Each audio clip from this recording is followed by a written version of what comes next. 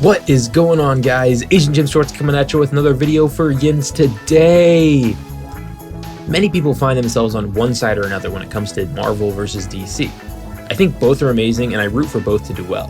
While I think Marvel is definitely leading the pack when it comes to live action films, I think DC has great material that even bests Marvel. That being the case, I want to take a look at one area where I think DC really does excel above the rest. And that of course is sidekicks and young heroes. In the DCEU, we really haven't got to see any of these true sidekicks or young heroes yet, and I think that's a shame. So I want to show you guys 5 DC sidekicks who should be on the big screen. As always, before we get into the list, it would be awesome if you guys could take a second to hit the like and subscribe button. As of making this video, we are closing in on 500 subscribers.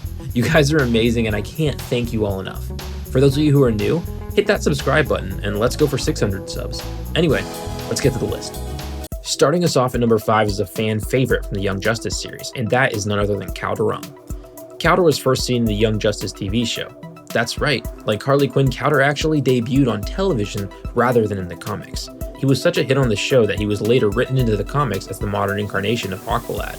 If you've watched the show, you know Calder is Aquaman's protege and is training under him to eventually inherit the title of Aquaman. As Calder hit it off with the team and showed his maturity and leadership, he was eventually voted head of the team, Young Justice. Throughout the series and the comics, we see that Calder is a master planner and really does what he thinks is right regardless of the cost. That makes him a tough but fair hero who really blossoms into his own skin throughout his character arc. Outside of his characterization, what else makes him awesome is his powers. Not only does he have the basic aqua powers like super speed swimming, strength, and underwater breathing, he also has energy blast, hydrokinesis, which is just basically he can control water, and the ability to use hydrokinesis to fashion water weapons. This is a really cool and fresh skill set that shows off how powerful and versatile he can be, while also bucking the dumb fish power guy stereotype that's often associated with Aquaman and other fish dwellers. Why I think he could be so cool on the big screen is that he's such a cool and mature hero. I think he could be an awesome straight man type foil for the crazy and brash Aquaman to play off of. In the DCEU, I don't know why, but the thought of Jason Momoa with a sidekick who's just as much of a badass as he is seems amazing to me. I feel like they could really butt heads and clash with one another, but in the end have a grudging respect for each other as good men and excellent fighters. Oh, and did I mention, Calder just happens to be the bastard son of Aquaman's greatest enemy. That's right, he's Black Manta's freaking son. Don't tell me that wouldn't have some drama and crazy high stakes for Aquaman too.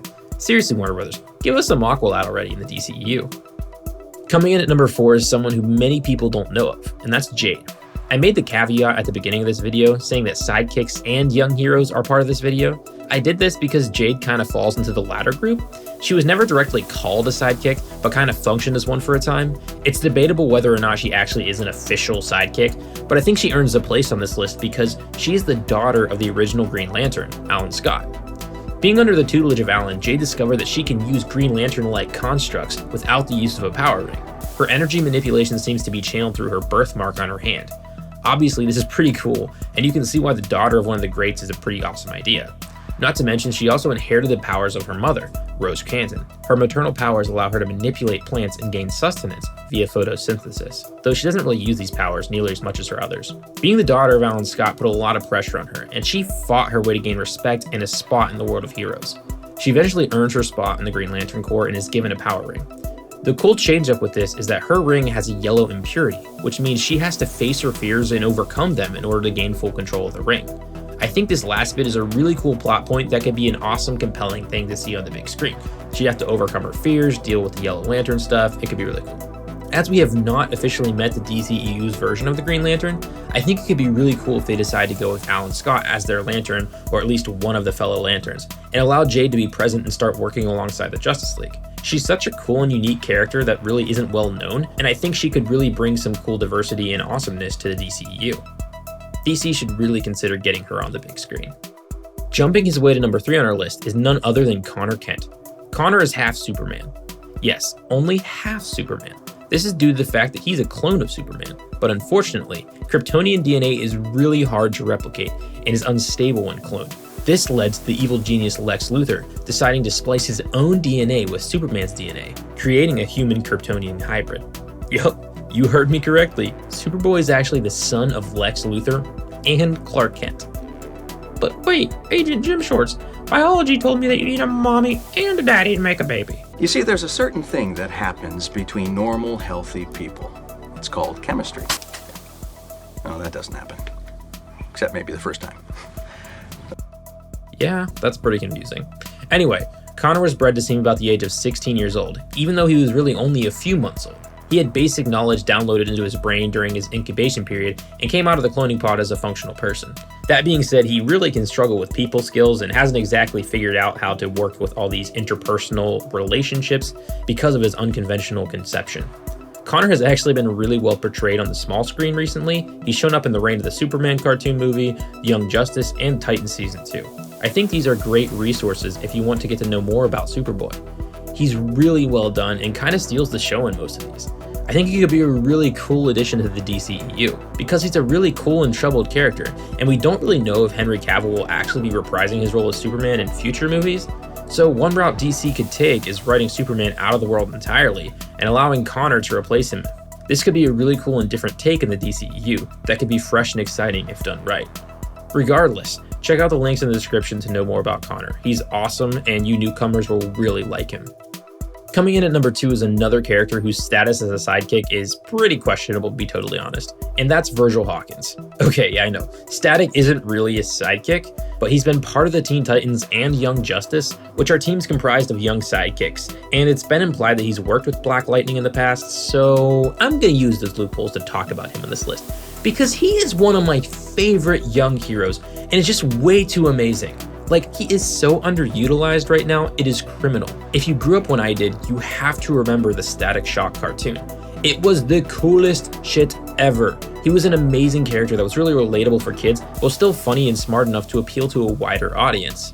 Outside of his fantastic cartoon run, he's appeared in DC Comics, Young Justice, and other mediums where he constantly steals the show. If you somehow miss Static, let me give you a bit of backstory. He's a high school kid who gets caught up in a gang war.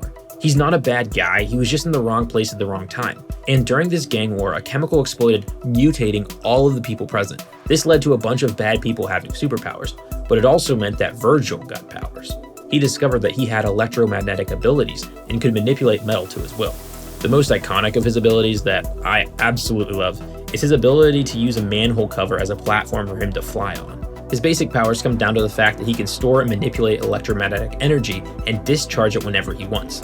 In layman's terms, he can use magnetic lightning. Yeah, it's pretty sweet.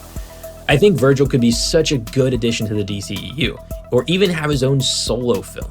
He's one of the very few heroes, other than Spider-Man, that really encapsulates what it means to be a kid trying to sort through his life and these new superpowers and all this new responsibility he has. For Virgil, he feels responsible for all these gangbangers getting superpowers and terrorizing the city. He feels like he is personally responsible for cleaning up his town. Virgil is really great, and I think he could be to the DCEU what Tom Holland is to the MCU. I think we saw some of this charm and relatability that Virgil has in Shazam, and I believe it would be to DC's benefit to do more stories like that. And I cannot think of anyone better to tell that story about than Static. Coming in at number 1 is a pretty obvious choice.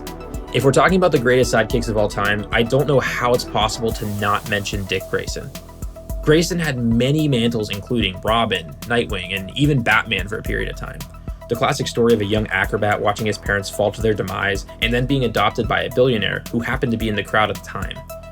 In recent years, Grayson has made more of his own mark as the hero, Nightwing, but I think we tend to forget how great he was as Robin.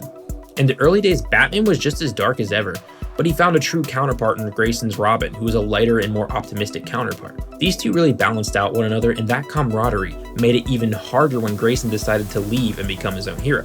Not only was he a great partner to Batman, but as Robin, he was also the leader of the Teen Titans for years. He used the training he received from Bruce to excel, even when he was the only depowered one amongst a group of superpowered teens. I've always admired Grayson because he was never the Robin with the most talent. Jason Todd was the fighter, Tim Drake was the genius, and Damian Wayne was obviously Damian Wayne and the heir to the demon. Grayson had to fight and claw his way to relevance. It kind of always reminded me of the young underdog characters like Obi-Wan in the prequels and Zuko from Avatar: The Last Airbender. They're not given anything, and they're not the most naturally gifted. They have to work hard to achieve everything they get, and they have to master all they set their minds to. And come on, you know that's awesome. I didn't really think I'd ever need to go into huge detail about why Robin should be in the DCEU, but I will because many people still seem to think that Robin is just this dumb kid in green tights who makes Batman seem more dumb. But on the contrary, Robin is an amazing character that allows us to better understand Bruce and see into the soul of Batman. Thus far, we've gotten weird Robin amalgamations in live-action movies that were like Donald Blake in The Dark Knight Rises, and we kinda got a Jason Todd reference in the DCEU, but I'm tired of these fake Robins and subtle Easter eggs. I want to see the badass Robin that we all know and love. I want to see that hardened fighter who was trained by the greatest ninja of all time, you know, Batman, greatest ninja of all time.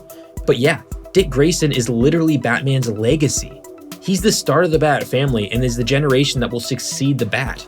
I think omitting him from the big screen to this point is just shameful, and we need to get past the garbage Batman and Robin nightmares and start making a true to form Bruce Wayne and Dick Grayson. But yeah, I love Robin and we need him in the movies. So you can fight me in the comments if you want, but I'm a big Dick Grayson fan. And you guys made it to the end of the video. Thanks for sticking around. If you haven't yet, I'd really appreciate if you guys could hit the like and subscribe buttons for me. Again, let's get to 600 subs, guys. Also, if you want to support the channel and learn more about these characters we talked about today, check out the links in the description of this video. They'll take you to some awesome movies, TV shows, and comics about these great characters while helping the channel. If this video wasn't enough for you and you want to get more Agent Jim Shorts content while also getting into a great community of comic-loving people, come follow me on Instagram at Agent Jim Shorts. We have a great time over there and I know you guys will too. Anyways, thanks for watching, and as always, don't forget to stay frosty.